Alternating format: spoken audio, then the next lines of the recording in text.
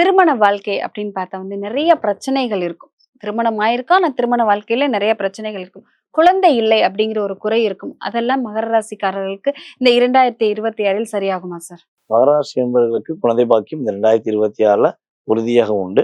ஜனவரி மாசத்திலிருந்து கிட்டத்தட்ட மே மாசத்துக்குள்ளே குழந்தை பாக்கியம் அதிகமாக கிடைக்கக்கூடிய சூழ்நிலை உண்டு. ஓகே. ஜனவரி டு மேக்குள்ளேயே குழந்தை பாக்கியம் ரொம்ப வருஷமா தடையா இருந்தாலும் உறுதியா கிடைச்சிரும். அதுல எந்த மாற்றம் கிடையாது. அவங்களுடைய பார்ட்னருடைய ஜாதகத்தை மட்டும் அவங்க கொஞ்சம் தெளிவா செக் பண்ணிட்டாங்கன்னா, கிரகம் இவங்களுக்கு வழி கொடுக்குது. அவங்களுடைய ஏன்னா குழந்தை அப்படின்னாலே கண்டிப்பாக ஆண் ஜாதகம், பெண் ஜாதகம் இந்த 2 பேருடைய அமைப்பும் வேண்டும். அப்ப ராசியின் அடிப்படையில் பார்க்கும்போது இவங்களுடைய ராசி அவங்களுடைய பார்ட்னருடைய ராசியும் இணைந்து செயல்பட்டால் உறுதியாக குழந்தை பாக்கியம் உண்டு. சிறப்பு.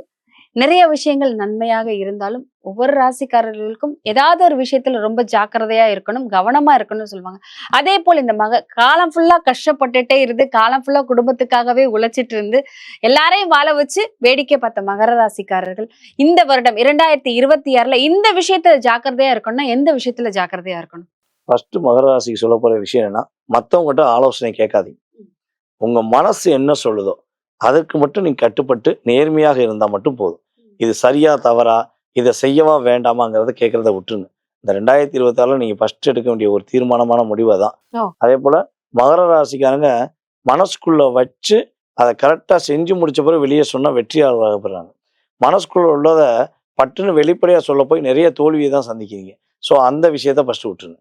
இந்த 2 விஷயத்தையும் நீங்க கடைபிடிச்சீங்கன்னா உறுதியாக இந்த 2026 ஒரு வெற்றி கொடுக்கக்கூடிய ஒரு அற்புதமான வருடமாக மகர ராசிக்காரர்களுக்கு இருக்கும் என்பதை பார்க்கணும்.